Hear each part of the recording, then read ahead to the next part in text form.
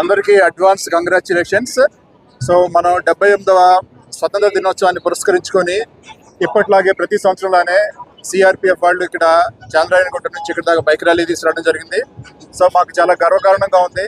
CRPF ఎప్పుడైనా సరే భారతదేశం యొక్క శాంతి భద్రతల కోసం కానీ లేకపోతే కొన్నిసార్లు అనివార్యమైన పరిస్థితుల్లో చాలా డిఫరెంట్ థియేటర్స్లో కాశ్మీర్లో కానీ ఛత్తీస్గఢ్లో కానీ నార్త్ ఈస్ట్లో కానీ శాంతి భద్రతల కోసం అలానే యుద్ధ సమయాల్లో కూడా పనిచేసినటువంటి ఆర్గనైజేషన్ ఇది. సో ఇటువంటి సందర్భంలో స్వాతంత్ర దినోత్సవం యొక్క సెలబ్రేషన్స్ పురస్కరించుకొని ఇక్కడ మాకు విచ్చేయడం చాలా గర్వకారణంగా ఉంది.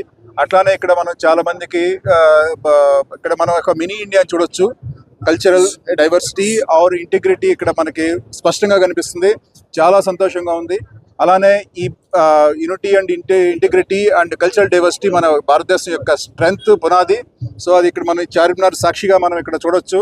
సో అలానే బేసికల్లీ సిఆర్పిఎఫ్ అనేక విపత్తుకరమైన అంశాల్లో కూడా పనిచేస్తుంది. ఎన్డీఆర్ఎఫ్లో కానీ లేకపోతే శాంతి భద్రతల అంశంలో కానీ లేకపోతే నక్సల్ ఉద్యమము అలానే నార్త్ ఈస్ట్ దాంట్లో కూడా చాలా బాగా చక్కగా పనిచేయడం జరిగింది. సో ఈ మెసేజ్ ఇదేమిటంటే బేసికల్లీ యూనిటీ అండ్ ఇంటిగ్రిటీ మన భారతదేశానికి యొక్క పునాది.